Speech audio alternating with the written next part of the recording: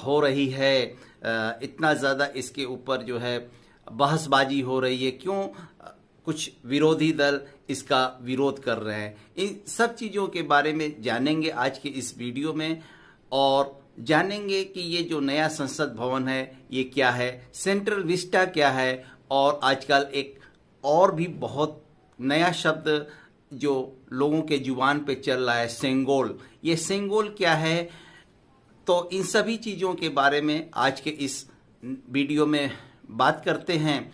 और 28 मई 2023 भारत के इतिहास में एक बहुत ही ऐतिहासिक दिन होने वाला है, क्योंकि इसी दिन भारत के माननीय प्रधानमंत्री श्री नरेंद्र मोदी जी उद्घाटन करने वाले हैं भारत के नए संसद भवन का।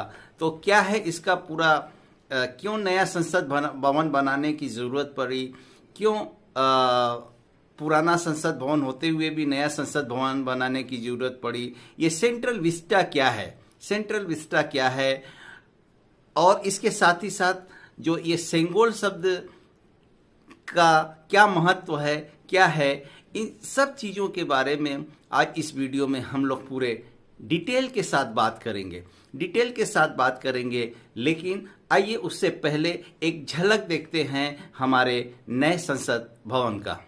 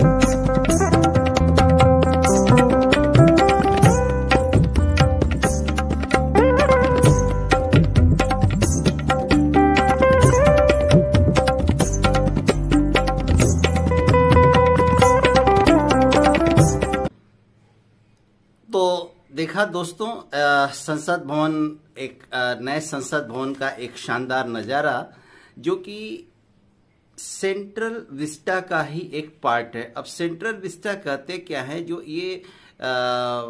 ये पूरा एरिया है, जो ये पूरा कॉरिडोर जिसको हम बोल सकते हैं, जिसमें कि राष्ट्रपति भवन से इंडिया गेट तक का करीब 3 किलोमीटर का जो सीधे रास्ते के दायरे में जो भी भवन हैं उनको सेंट्रल विस्टा कहा जाता है, जिसमें कि राष्ट्रपति भवन, संसद, नॉर्थ ब्लॉक, साउथ ब्लॉक, उपराष्ट्रपति का घर, और इसके अलावा और भी जो चीज़ें हैं उसमें है national museum, national archives, Indira Gandhi national centre for arts, इसके अलावा उद्योग भवन, बीकानेर हाउस, हैदराबाद हाउस, निर्माण हाउस और जवाहर भवन, ये सारे जो हैं सेंट्रल विस्टा के पार्ट हैं। और ये जो रास्ता है सीधे राष्ट्रपति भवन से लेकर के जो आपके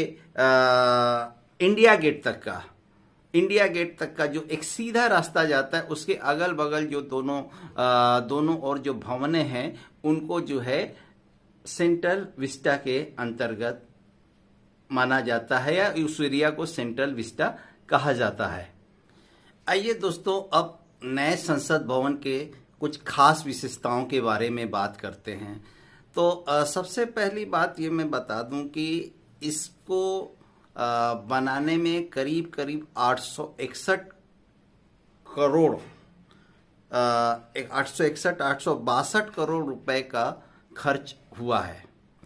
और दूसरी बात यह है कि इसके जो मुख्य आर्किटेक्ट हैं उनका नाम है बिमल पटेल। नए संसद भवन में 888 लोकसभा के सदस्य और करीब 384 राज्यसभा के सदस्य बैठ सकते हैं। और इसके बनाने की शुरुआत हुई थी 10 दिसंबर 2020 को, जब हमारे प्रधानमंत्री मोदी जी ने इसकी आधारशिला रखी थी। और ये रिकॉर्ड समय में बनकर के तैयार हुआ है। करीब 64,500 वर्ग मीटर का इसका दायरा है। जी हाँ, 64,500 वर्ग मीटर का इसका दायरा है। दोस्तों, इस संसद भवन की आकृति भी बहुत खास है। जी हाँ, ये एकदम से जैसे लगेगा कि ये त्रिकोण आकार लिया हुआ है। ये जो त्रिकोण आकार, एक तरीके से अगर हम इसके फिलोसॉफिकल पॉइंट की व्यू आपकी बात करें तो ये जो ट्रायंगल रूप है इसका, त्रिकोणीय रूप है इसका, ये सत्व, रजस और तमस गुणों को ये प्रदर्शित करता है। और ये इसने एक तरीके से जो है षटकोण का भी आकार एक तरीके से देखेंगे लिया हुआ है, जो कि हमारे षट रिपु यानी कि हमारे 6 मनोविकारों के भाव को प्रदर्शित करता है, जो कि इसको एक त्रिदेव के द्वारा, एक त्रिकोण के द्वारा ये खत्म किया जा सकता है। और जो ये त्रिभुजाकार आकृति है, एक त्रिदेवों के मिलन का भी एक तरीके से, जैसे त्रिदेवों का एक साथ गोलाकार, एक साथ जो है एकाकार हो जा रहे हैं, उसको भी एक तरीके से ऐसा लगता है कि परिभाषित करता है। और जो मतलब एक तरीके से त्रिदेव की झलक को प्रदर्शित करता है। और एक खास बात और कि आप जब इसको गोलाकार इस इमारत को देखते हैं तो एक गोलाकार आकृति नजर आती है, जिसे शिव और शक्ति के रूप में परिभाषित किया जा सकता है। और त्रिकोण के रूप में शिव, और बीच में शिव और के त्रिशूल और शिवलिंग की परिकल्पना की जा सकती है। और जो बीच में एक गोलाकार सी आकृति नजर आती है, वो बिंदी के रूप में नजर आती है, उसको शक्ति के रूप में जो है हम परिभाषित कर सकते हैं। और इन दोनों का मतलब शिव और शक्ति का मिलन स्थल भी एक तरीके से हमारे धार्मिक आस्थाओं, हमारे फिलोसॉफिकल वैल्यू को भी कुछ इस तरीके से शायद इसमें जोड़ा गया है। अब समस्या ये है कि नए संसद भवन को बनाने की आवश्यकता क्या थी। हालांकि कुछ लोगों का कहना है कि इसको बनाने की कोई आवश्यकता नहीं थी, लेकिन ये एक तो जो पुराना संसद भवन है वो 100 साल पुराना हो चुका है, 100 साल पुराना हो चुका है। और उसमें अब कुछ भी रिनोवेशन करवाना या कुछ भी नई टेक्नोलॉजी को जोड़ना ये बहुत कठिन होता अगर पुराने संसद भवन की स्थिति को देखा जाए तो, क्योंकि ये उस समय की स्थिति और परिस्थिति के अनुसार बना था। अब जैसे कि इसमें लगभग दुगने संसद सदस्यों की संख्या को जो है बैठने की व्यवस्था की गई है। जैसा कि आप जानते हैं कि आगे आने वाले दिनों में एक तरीके से लोकसभा निर्वाचन क्षेत्र का फिर से परिसीमन होने वाला है, और जब ये परिसीमन होगा तो संसद सदस्यों की संख्या निश्चित तौर पे बढ़नी ही बढ़नी है, तो उनके आगे की व्यवस्था को बनाए रखने के लिए भी इसमें ज़्यादा से ज़्यादा व्यवस्था दी गई है। और इसके अलावा इसमें हर एक आधुनिक सुविधाओं से इसको जोड़ा गया है ताकि आगे आने वाले दिनों में कोई परेशानी न हो। साथ में हर वो विभाग जो एक दूसरे से इस तरीके से कनेक्टेड हों कि किसी तरीके के काम में परेशानी ना आवे, किसी भी संसदीय कार्य में किसी भी प्रकार की परेशानी ना आवे, इसलिए इस तरीके से इसका डिज़ाइन किया गया है। अच्छा, और मैं एक दूसरी बात, बहुत खास बात बताना चाहूँगा आप लोगों को कि जब इस पे बोला गया कि ये बहुत ज़्यादा जो है एक तरीके से फिजूल खर्ची है, सुप्रीम कोर्ट में इसके लिए याचिका भी दायर की गई थी, तो सुप्रीम कोर्ट में ये जवाब दिया गया था कि बना तो ये 862 करोड़ के लागत से करीब करीब बना है, लेकिन इससे करीब करीब 1000 करोड़ प्रति वर्ष के बच सकते हैं।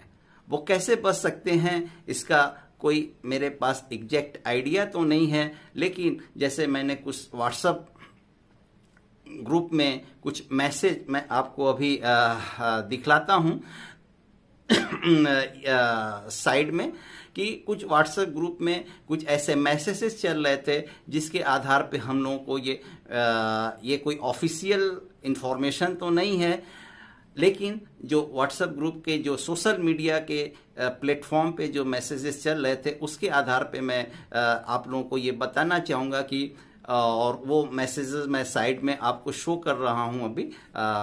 तो इसमें ये बताया गया है कि बहुत सारे ऑफिसेस ऐसे थे, बहुत सारे ऐसे बिल्डिंगें थी जो कि किराए पर लेकर के उसमें सरकारी काम चल रहा था, तो वो किराए ही सैकड़ों करोड़ रुपए के पर ईयर के होते थे, प्रति साल के होते थे। तो वो जो सैकड़ों करोड़ रुपए का जो किराया है वो बचत किसकी है? वो भारत सरकार के लिए है। वो 1000 करोड़ रुपए करीब इसी तरीके से बचाएगी सरकार। तो ये सब था। अब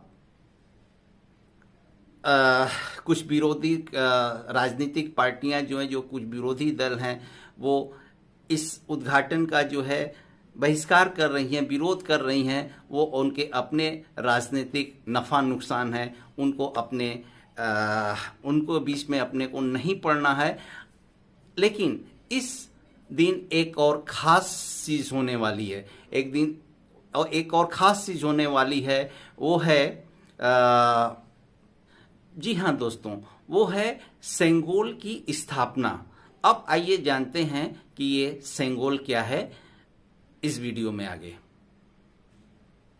28 मई 2023 दिन रविवार को एक बार फिर से इतिहास की पुनरावृत्ति होगी जब नए संसद भवन को राष्ट्र को समर्पित किया, और इस दिन प्रधानमंत्री श्री नरेंद्र मोदी जी न्यायपूर्ण और निष्पक्ष शासन के प्रतीक पवित्र सेंगोल को ग्रहण कर उसे नए संसद भवन में स्थापित करेंगे। ये वही सेंगोल है जिसे भारत के प्रथम प्रधानमंत्री श्री जवाहरलाल नेहरू ने 14 अगस्त 1947 की रात को अपने आवास पर कई नेताओं की उपस्थिति में स्वीकार किया था, सत्ता के हस्तांतरण के प्रतीक के रूप में। बहुत ही महत्वपूर्ण इतिहास है सेंगोल का, लेकिन उसके इतिहास को जानने से पहले हम लोग जानते हैं सेंगोल के बारे में। वास्तव में यह शब्द तमिल शब्द सेम्मई से लिया गया है, जिसका अर्थ है नीति परायणता। इसे खासकर तमिलनाडु के एक प्रमुख धार्मिक मठ के मुख्य अधीनम पुरोहित का आशीर्वाद प्राप्त है। न्याय के प्रेक्षक के रूप में अपनी अटल दृष्टि इसके साथ देखते हुए हाथ से उत्कीर्ण नंदी इसके शीर्ष पर विराजमान है। और सबसे महत्वपूर्ण बात यह है कि सेंगोल को ग्रहण करने वाले व्यक्ति को न्यायपूर्ण और निष्पक्ष रूप से शासन करने का आदेश तमिल में होता है। और यह बात सबसे अधिक ध्यान खींचने वाली है कि इससे लोगों की सेवा के लिए चुने गए लोगों को इसे कभी नहीं भूलना चाहिए। सेंगोल खासकर चोल वंशीय राजाओं द्वारा जब सत्ता का हस्तांतरण किया जाता था तो सत्ता के हस्तांतरण के प्रतीक के रूप में एक राजदंड दिया जाता था, एक दंडा दिया जाता था जिसको कि सेंगोल कहते हैं। और जब भारत को स्वतंत्रता प्राप्त हुई तो स्वतंत्रता के पूर्व लॉर्ड माउंटबेटन ने नेहरू जी से पूछा था कि वह स्वतंत्रता का प्राप्ति का प्रतीक कैसे बनना चाहते हैं, जिसके बाद जवाहरलाल नेहरू ने भारत के अंतिम गवर्नर जनरल श्री राजगोपालाचारी जी से इस संबंध में राय मांगी। बाद में राजगोपालाचारी पौराणिक ग्रंथों का अध्ययन किया और नेहरू को एक तमिल परंपरा के बारे में बताया। जब राज्य के महायाजक यानी कि राजगुरु नए राजा को सत्ता ग्रहण करने पर एक राजदंड भेंट किया करते थे जिसे सेंगोल कहा जाता था। श्री राजगोपालाचारी के सुझाव पर नेहरू सहमत हो गए और श्री राजगोपालाचारी जी को व्यवस्था करने की भी जिम्मेदारी दे दी गई। फिर तमिलनाडु के शैव मठ तिरुवदुथुराई अधिनम से संपर्क किया गया और मई मठ के 20वें गुरु महासन्निधानम श्री अबालावन देशिका स्वामीगल ने जिम्मेदारी स्वीकार की और तत्कालीन मद्रास में एक जौहरी द्वारा शीर्ष पर एक बैल नंदी के साथ सोने का राजदंड बनाने की व्यवस्था की गई। इस अवसर के लिए जवाहरलाल नेहरू ने एक विशेष विमान की भी व्यवस्था की थी। दृष्टा ने अपने प्रतिनिधि श्री कुमार स्वामी थम्बीरन मठ से प्रार्थना करने वाले पुजारी जिसे मणिकम ओथुवार कहते हैं और मठ के नाद स्वरम विद्वान टी.एन. राजार धीनम पिल्लई को नई दिल्ली भेजा और 14 अगस्त 1945 को लगभग 10:45 पे प्रथम प्रधानमंत्री नेहरू ने तमिलनाडु के लोगों से सेंगोल को स्वीकार किया। यह इस देश के लिए अंग्रेजों से सत्ता हस्तांतरण का संकेत है। बाद में इस सेंगोल को इलाहाबाद के एक संग्रहालय में रख दिया गया और जहां से उस को लेकर के अब इस सेंगोल राजदंड को संसद के सभापति के ठीक बगल में स्थापित किया जाएगा प्रधानमंत्री श्री नरेंद्र मोदी जी के द्वारा। दोस्तों, कैसा लगा ये वीडियो जरूर बताइएगा। अगर वीडियो पसंद आया होगा तो लाइक शेयर जरूर करिएगा और कमेंट भी जरूर कीजिएगा। और मेरे चैनल पे नए हैं तो प्लीज सब्सक्राइब भी जरूर कीजिएगा ताकि आपको इसी तरीके से जानकारी भरी नई नई वीडियो में देता रहूं। और फिर किसी नए वीडियो में मिलते हैं, तब तक के लिए आपका बहुत बहुत आभारी हूं वीडियो में बने रहने के लिए। और फिर मिलते हैं किसी एक और नए वीडियो में, तब तक के लिए जय हिंद, वंदे मातरम।